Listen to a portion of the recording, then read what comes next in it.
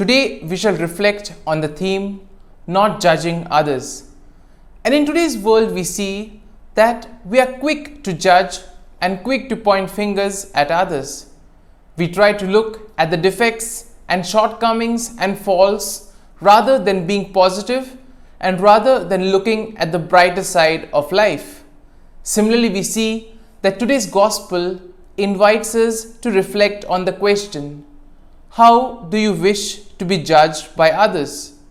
Now, everybody is a critic in some way or the other, but the question is, who wants to be judged negatively? Now, judgmentalism is very rampant in today's world, even among the Christians. So, the question that arises is, how can we avoid this poisonous sin and not be contaminated by the world's view of what is good and what is bad? Now, the answer for this question lies in thinking positively of the others.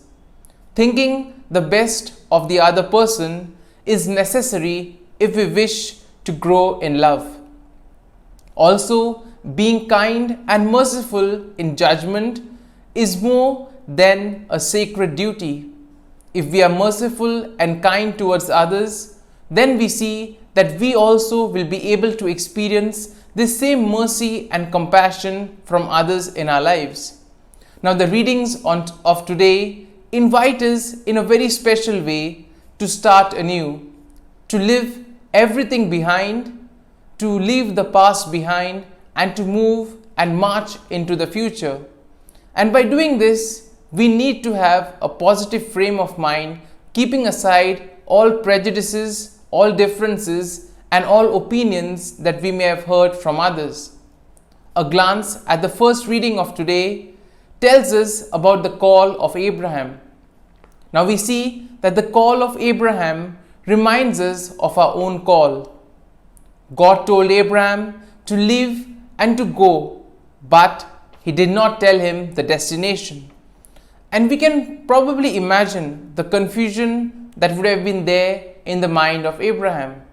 He was there in a place probably comfortable, had everything, but now he's told to leave that and go to a place, and he doesn't even know where to go to. If we were in this situation, probably there would have been panic in our lives. And probably we can ask ourselves, what did this mean for Abraham, and what does this mean for each and every one of us? To leave one's country means leaving behind one's identity. To leave behind one's kindred means to forsake intimacy. And above all, to leave the Father's house is a call to abandon the ultimate security. Today we see that God is calling us to leave the past behind. He's calling us to leave the extra baggages that we all carry around.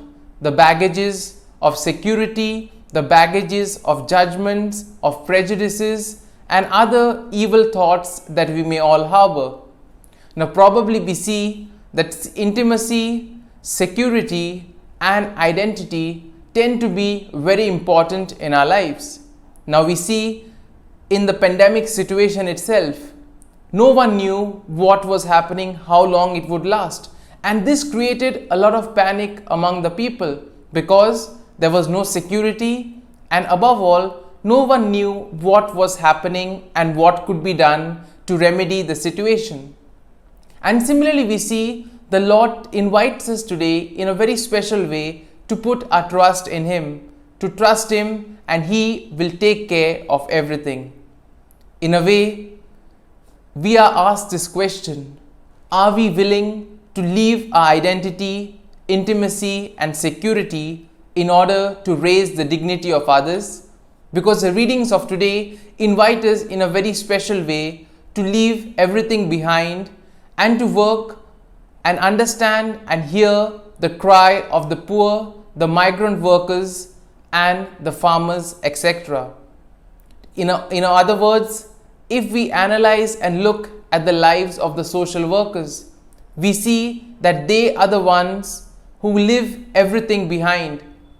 They put their reputation, their identity, and above all, their security at stake.